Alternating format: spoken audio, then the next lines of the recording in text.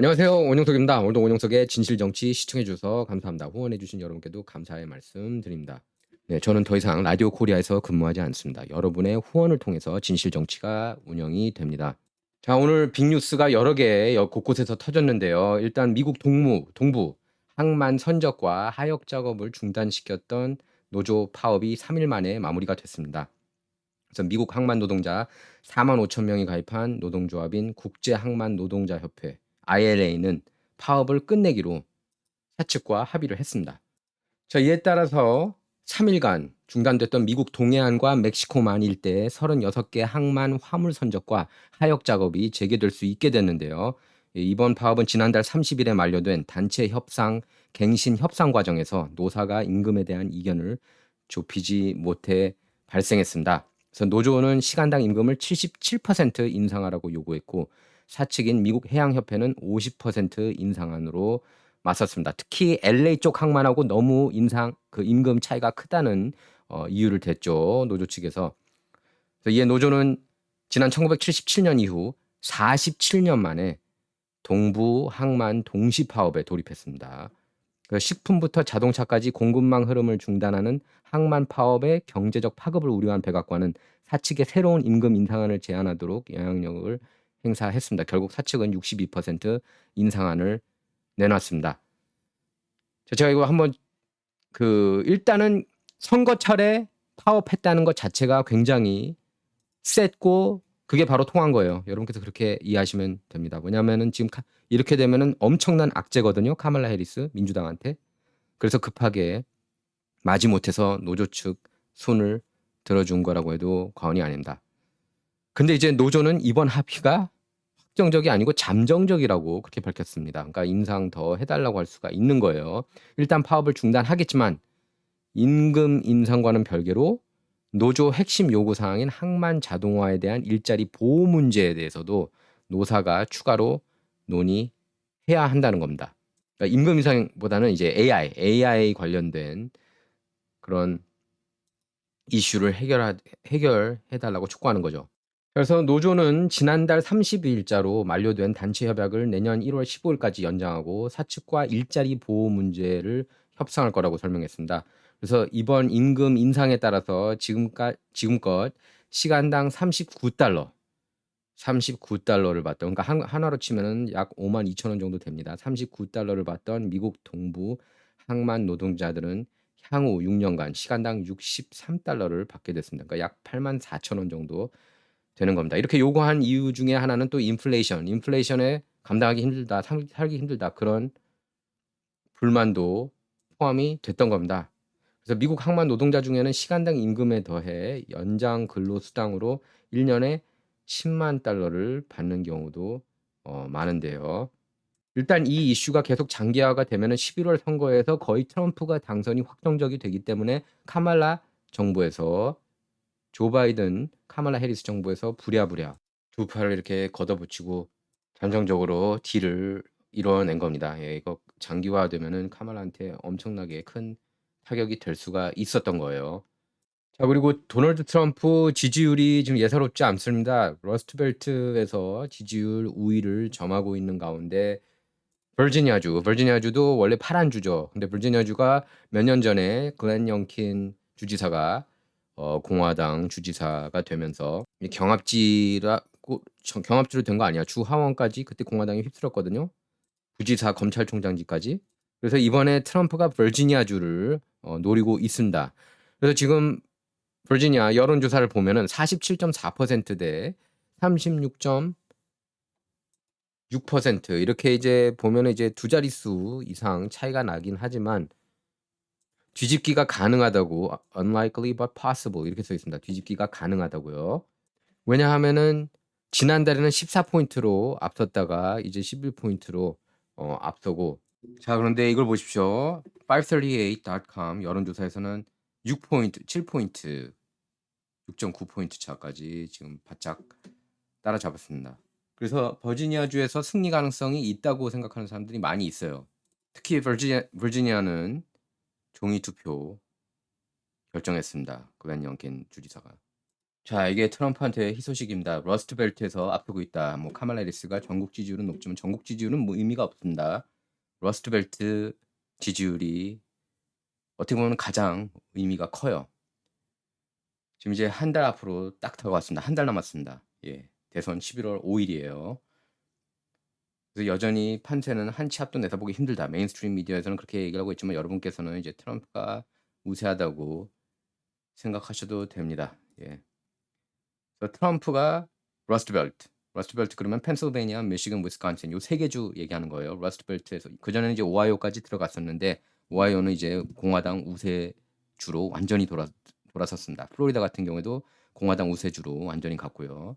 그래서 펜실베니아, 미시건, 위스콘신에서 오차 범위 내 우위를 점하고 있습니다. 그래서 영국 시사주간 이코노미스트가 여론조사 기관 유거브에 의뢰해서 지난달 29일부터 이달 1일까지 전국 성인 1638명을 대상으로 조사했는데요. 거기서 트럼프가 자 이거는 이제 전국 지지율 얘기하는 거예요. 48대 45로 카말라가 앞서고 있지만 3포인트 앞서고 있지만 자 이제 보십시오. 트래펄가र 그룹 굉장히 공신력 있는 여론조사 기관인데요. 미시간하고 위스콘신에서 트럼프가 앞섰습니다. 그것도 미시간에서는 2.2포인트 차로 이렇게 크게 앞선 거는 처음 본 것 같아요. 미시간에서. 그리고 위스콘신에서는 1.1포인트 앞섰습니다. 1.1%포인트. 제가 누차 얘기를 했지만 2016년 대선 사이클 때 제가 가장 중요시하게 여긴 주를 저는 미시간이라고 봤습니다. 왜냐하면 디트로이트 자동차 제조업을 부활시키겠다고 그랬거든요. 트럼프가. 그래서 그 공약이 통해 가지고 승리를 했습니다. 뒤집는 데 성공했어요. 미시간 주를. 위스콘신도 이겼었습니다. 그러니까 올해는 펜실베니아가 가장 중요했다면 저는 2020년하고 2016년 때는 미시간을 제일 중요하다고 봤거든요. 당연히 올해 선거에서도 중요하죠. 러스트 벨트 중에 한 곳이니까 미시간에서 2.2포인트 앞섰다. 트럼프가. 이거는 굉장히 고무적인 뉴스라고 할 수가 있겠습니다. 그래서 보면 트럼프가 46.9% 지지율이요. 미시간에서. 카말라는 44.7%입니다. 위스콘신에서는 트럼프가 47.1, 카말라가 46%. 그러니까 이렇게 러스트 벨트에서 트럼프가 확연하게 이렇게 우위 점한 거는 이번 여론조사가 처음이에요. 카말라로 이렇게 민주당 대선 후보가 교체된 이후에는. 그 전에 이제 바이든이 민주당 대선 후보였을 때 트럼프가 미시간, 위스콘신에서도 압도하니까 이제 민주당에서 비상사태였죠. 그래서 카말라로 교체를 한 겁니다. 결국에 그 러스트 벨트 여론조사에서 밀려서 조 바이든이 하차하게 된 거예요. 자, 그래서 트럼프가 미시간 세기노에서 유세를 했는데요. 그래서 그렇게 얘기를 했습니다. 자기가 대통령이 되면은 미국의 어떤 주에서도 내연기관 자동차나 트럭을 금지할 수 없을 거다. 그래서 거짓말쟁이 카말라 해리스의 전기차 의무화 정책을 종료시키겠다. 그렇게 얘기를 했습니다. 여러분의 자동차 사업, 제조 공장이 어느 때보다 커지고 더 많은 일자리를 얻게 될 것이기 때문에 내 정책 가장 큰 수혜자가 될 거다. 이렇게 강조했습니다. 또 바이든 정부 전기차 의무화 정책에 대해서 이렇게 얘기를 했어요. 미시간주 4만 개를 포함해 약 20만 개 미국 내 자동차 일자리를 없애고 있다. 미시간 경제와 자동차 산업에 사형 선고를 내린다는 것이 믿어지나 이렇게 반문했습니다. 또 트럼프는 일본 제철에 US 스틸 인수 시도도 허용하지 않겠다고 거듭 밝혔는데요. US 스틸을 일본 제철에 팔게 놔두지 않겠다. 좋은 거래일지 몰라도 상관없다. 내가 백악관에 도착하기 전에 거래가 완료되지 않았으면 한다. 이렇게 강조했습니다. 트럼프는 미국 자동차 산업 요람으로 불리는 미시간의 공장 노동자들 표심을 겨냥하고 있습니다. 그래서 2016년 때 이겼던 거죠.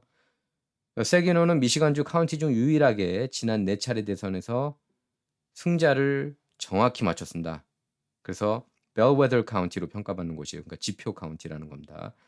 미시간에서는 2016년 대선 때 수십 년 만에 처음으로 공화당 트럼프에게 승리를 안겼고 2020년 대선 때는 조 바이든이 고작 300여 표를 더 얻어서 승리하면서 백악관에 입성했습니다. 또 트럼프는 유세에서 사망자가 200명을 넘어선 허리케인 헐린 대규모 피해와 불법 난민, 불법 체류자 급증 문제를 엮어서 경쟁자인 카말라를 집중 공격을 했습니다. 그래서 카말라는 불법 이민자를 위해서 기프트 카드에 10억 달러를 사용하고 연방재난관리청 FEMA 자금을 모두 사용했다. 기프트 카드로 불법 이민자들이 고급 호텔에 묵게 했다. 그러면서 우리 참전 용사들은 그 호텔 아래 인도에서 잠자고 있다. 이렇게 지적했습니다. 사람들이 죽어가고 있는데 연방정부로부터 피해자들이 아무런 도움을 받지 못하고 있다. 왜냐하면 그들은 돈이 없다. 이 나라에 있으면 안 되는 사람들에게 돈을 썼기 때문이다. 이렇게 비판했습니다. 카말라 해리스가 계속해서 인기가 떨어지는 걸 볼 수 있는데요. 지금 뉴저지, 뉴욕에서 노조, 항만 노조 반응을 이렇게 박스뉴스가 물어봤습니다. 얼마나 카말라를 지지하느냐? 당신들 중에 한번 보겠습니다. 뭐라고 대답하는지.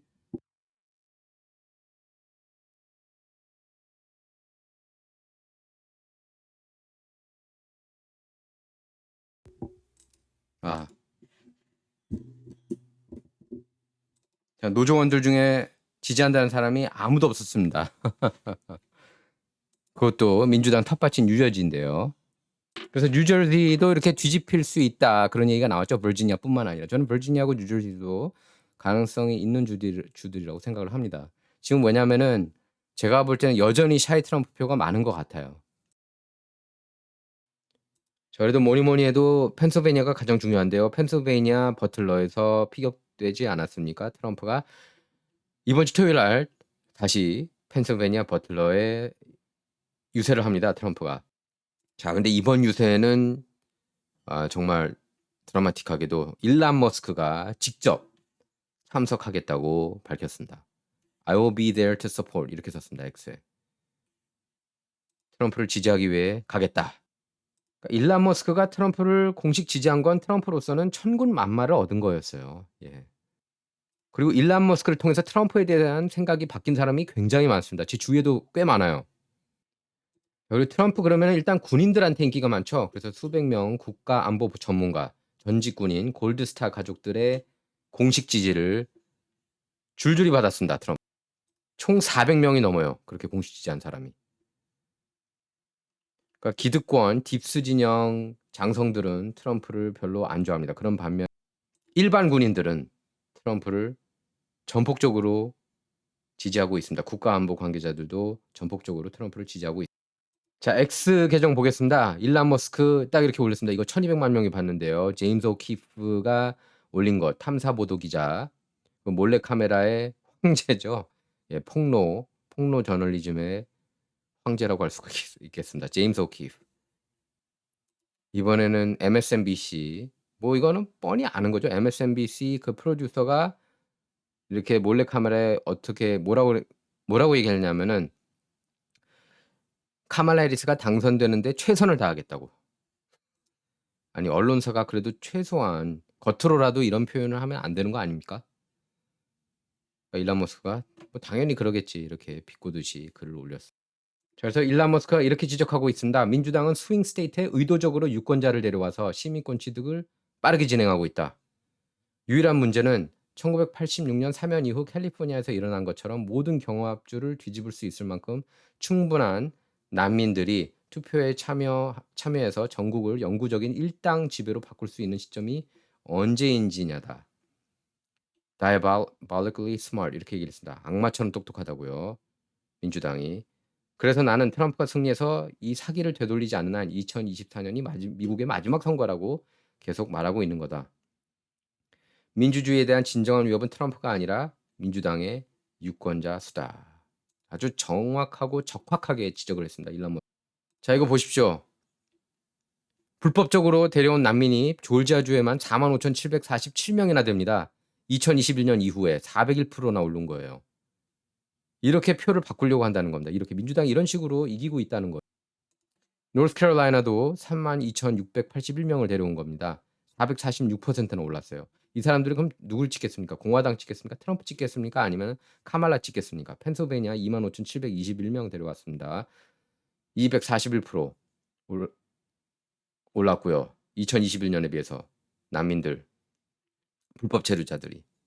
애리조나도 24,563명, 734% 올랐습니다. 네바다 15,931명 올랐고요. 562% 올랐습니다. 미시간 13,162명, 775%나 올랐어요. 775%. 위스콘신 1,768명, 467%나 올렸습니다. 뿐만 아니라 난민들 오하이오주 스프링필드에도 막 데려가지 않았습니까? 이게 문제인 거예요, 문제. 메인스트림 미디어 이런 거 절대 보도 안 하죠. 민주당 편이니. 그러니까 이거 항상 우려되는 점이에요. 이 점들이. 극악무도합니다. 이거 벌써 1,700만 뷰나 기록했어요. 일론 머스크가 이렇게 글을 올렸습니다. 아마 펜실베니아 주민들은 이 사실을 모르고 있을 거다. 그러면서 밑에 보이죠.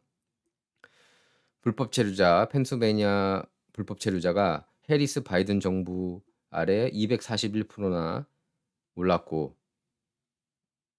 증가했고 그리고 납세자들로부터 16억 4천만 달러나 들어갔다는 겁니다. 이 사람들 먹여 살리는 말이 됩니까? 말이. 그래서 일론 머스크가 또 이렇게 중요한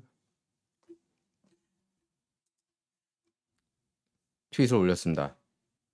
우리 세금으로 이 많은 난민들을 우리가 데리고 오는 거예요. 쿠바, 아이티, 베네수엘라에서. 베네수엘라 깽단들까지. 증가하는 거 보십시오. 이게 유권자들 왜냐하면 백인 유권자들 이렇게 나이가 있는 그런 유권자들이 거의 다 이제 공화당을 지지하니까 이렇게 유권자들을 데려오려고 하는 거예요. 민주당이. 정정당당하게 승부하면은 안 되니.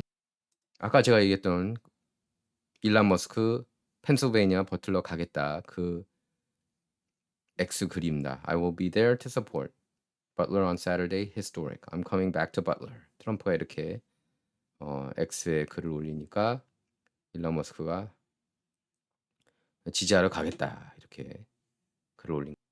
그리고 역시 일론 머스크가 또 강조한 건데 카멀라 해리스 2019년에는 100명의 연방 상원의원 중에 가장 극좌였다.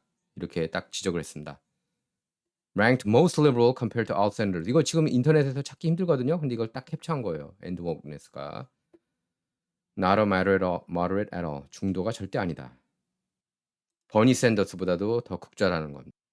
자, 그리고 여러분 아시죠? 데일리 메일에서도 보도가 됐는데 카멀라 해리스 현재 남편 덕 M 하프가 그 전에 여자친구 뺨을 세게 이렇게 때렸다고 그럽니다. 술 취한 상태로. 이거는 왜 메인스트림 미디어가 보도를 안 하죠? 그래서 트럼프 주니어가 이렇게 따진 겁니다. Why have I seen exactly zero coverage of this story? 왜 이런 스토리는 보도하지 않는 거냐? 왜 민주당 편만 드는 거냐? 이 얘기를 하는 거죠. 뭐 이제 여러분께서는 잘 아실 겁니다. 뉴욕타워 CNN, ABC, NBC, CBS 민주당 프로파간다 머신이라고 보시면 되고 이미 알고 계시죠, 이제 여러분. 자, 이렇게 카말라가 중국처럼 만들고 있다. 중국처럼 그렇게 인권 탄압 그런 곳으로 미국이 전락하는 것을 보고 싶으냐. 이렇게 트럼프가 이렇게 트윗에 올린 거예요. 이게 무려 8,100만 뷰나 기록했어요.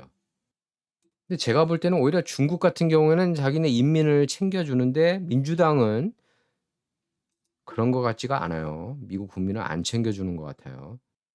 자, 그래서 글렌백 보수 농객 글렌백이 아주 어처구니 없어 하고 있는데요. 미국 정부는 허리케인 헬렌의 피해자를 위한 허리케인 헐린 피해자를 위한 자금이 어떻게 이렇게 부족할 수가 있느냐? How is the U.S. government running out of money for hurricane victims? 그러면서 우리 우크라이나에 631억 달러나 지원했고 계속 늘어나고 있고 FEMA는 불법 이민자에게 10억 달러 이상을 지출했다. 하지만 애팔레치아에 있는 미국인들은 고작 750달러만 지금 지원을 해주고 있다는 겁니다.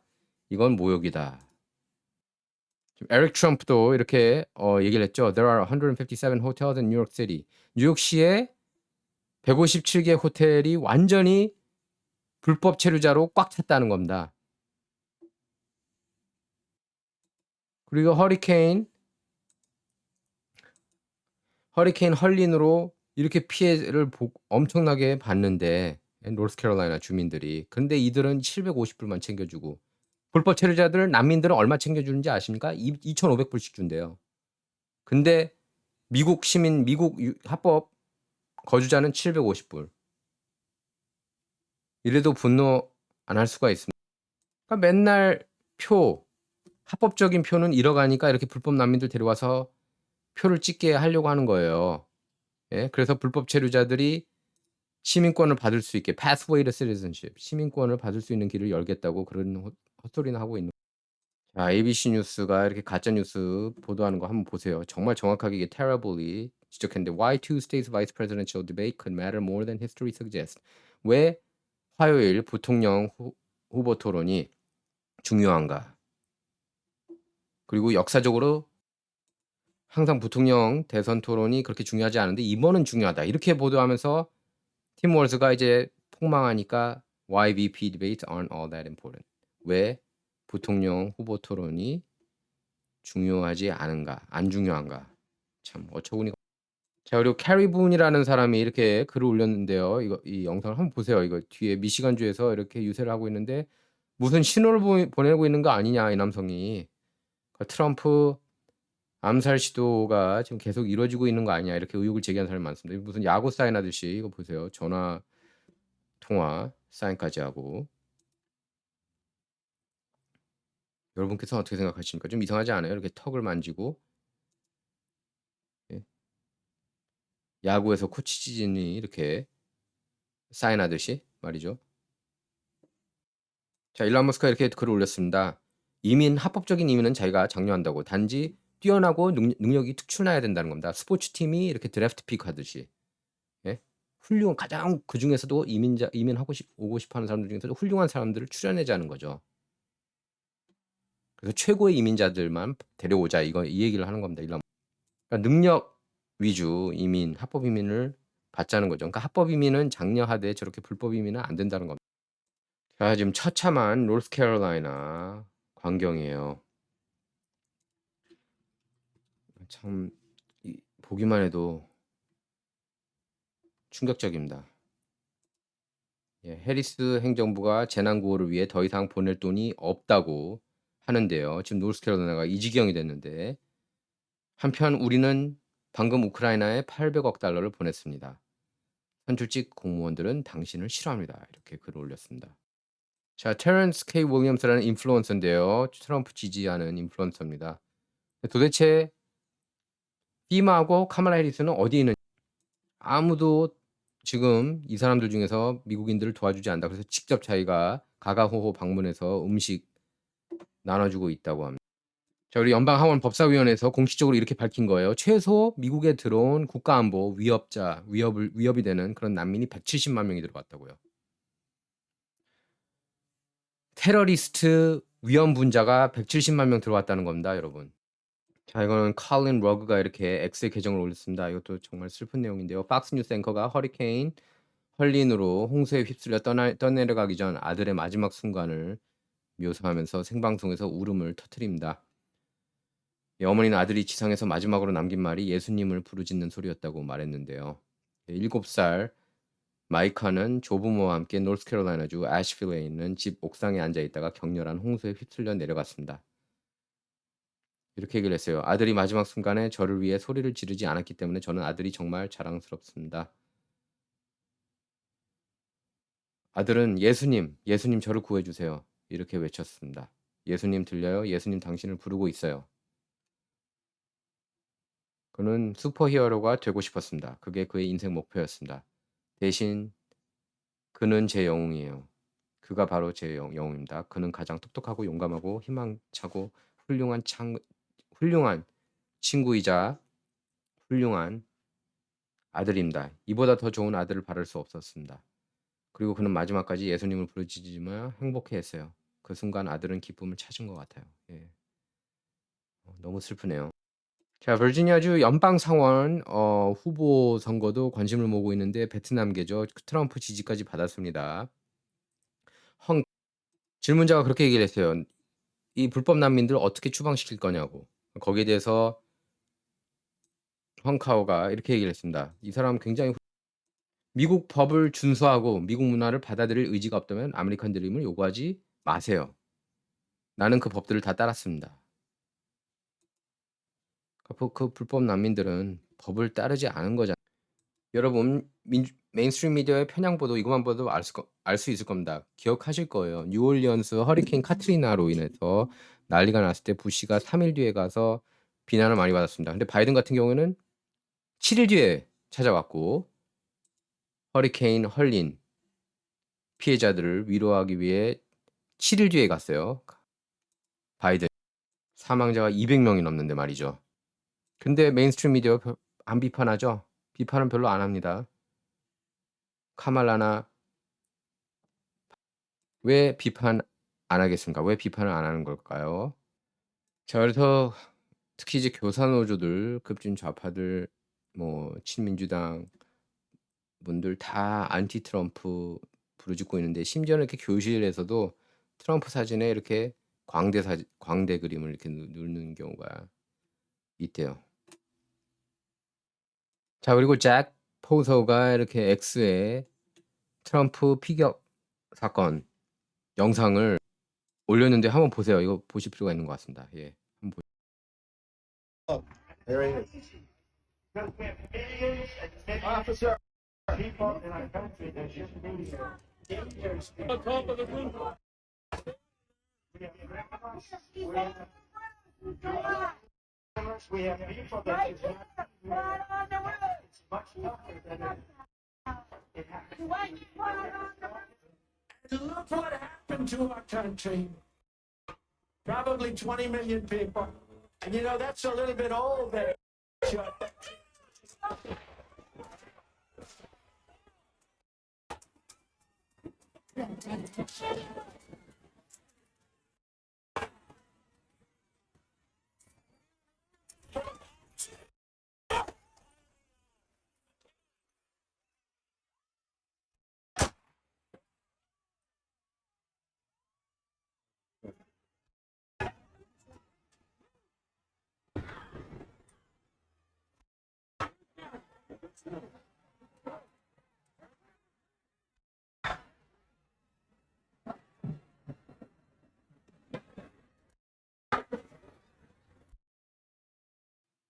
예, 터커 클라우슨이 자기 방송에서 이렇게 올렸는데 잭 포소가 이렇게 X에 리트윗을 한 겁니다.